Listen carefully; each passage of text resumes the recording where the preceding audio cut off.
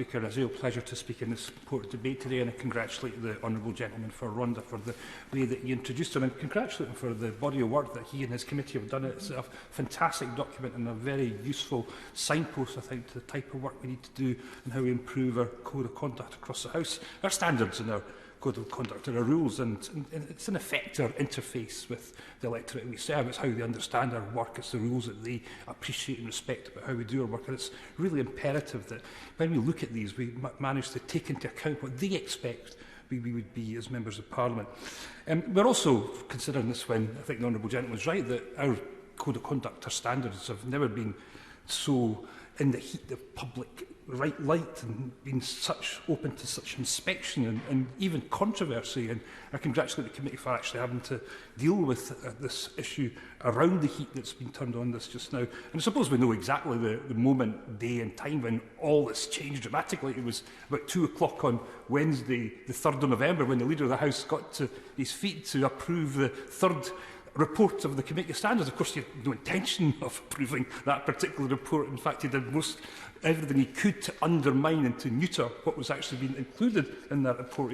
We heard things like that it was an unfair process. He referred to the lack of examination of witnesses, the lack of an investigative panel, the length of time taken, and critically the absence of the right of appeal. I think it was about the first time in history, certainly the first time in my time in 21 years in this House, that the government were in effect attempting to overturn the recommendation from our Committee of Standards. But more than that, he was supporting an amendment which, if delivered, would have established a select committee to revise and review our standing orders, undermining and potentially wrecking the very essence of the Honourable Gentleman's Committee and the work that they do. This committee would have had a government chair with a government majority. You know, like to call it a kangaroo court would be having massive disrespect to Skippy the bush kangaroo and all his Antipodean colleagues.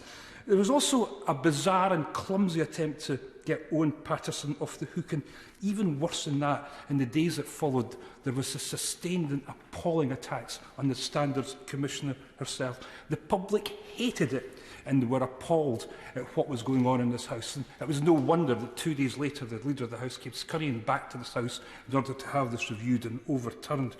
But what the Leader of the House did that day was to open a Pandora's box, Pandora's box of sleaze, corruption and double standards. It was just sitting there, undisturbed since the 1990s, in the days of Back to My Place and Cash for Questions.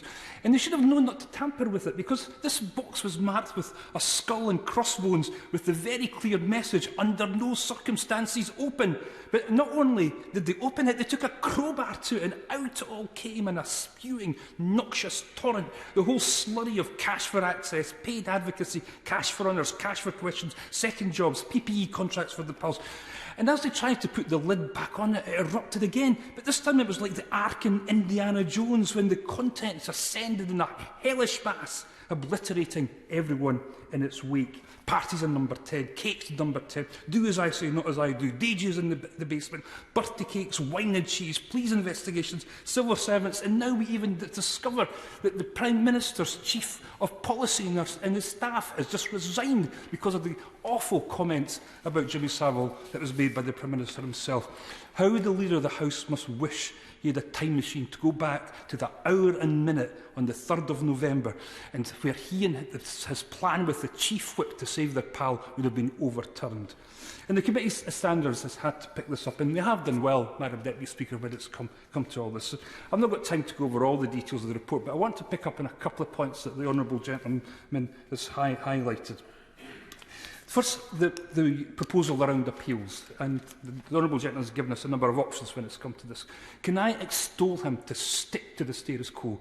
It's right that the Commissioner investigates and the committee considers. That's been the principle that's been at the heart of this, and I would urge him to continue with this. I don't think we should be rewarding them for what they try to do with having any sort of look at our appeals, and I would really hope that he sticks to that. And I want to support them in their option on second jobs, where I would prefer to see a written contract for a second job. I could live with the proposal that a contract detailing duties and an undertaking that these duties cannot include lobbying ministers is right. But the main thing I want to turn to is the thing that the honourable member mentioned, the thing that I think irks and frustrates and consumes our constituents like nothing else, and that is the veracity of things that are said in this House. This is now the new front line in our standards, and it has to be addressed. I think our members of our public believe that a minister or a member of Parliament could say anything in this House, regardless of its relationship to fact and actuality. And it's absolutely right at this stage. I've not got time to the Honourable Gentleman because I've got to pass on to the other front bench. I know this is precarious territory, and I know he's outlined a number of difficulties, but this is something that we have to resolve. We cannot get the situation where ministers can say practically anything, and it's all expected to believe. And if you're challenged, that you end up with the prospect of being flung out of this House. That cannot go on. But I want to just end by congratulating the committee. It's a great report. I think that we've got a good basis for going forward, and I hope that this debate has helped his view in considering the final report itself.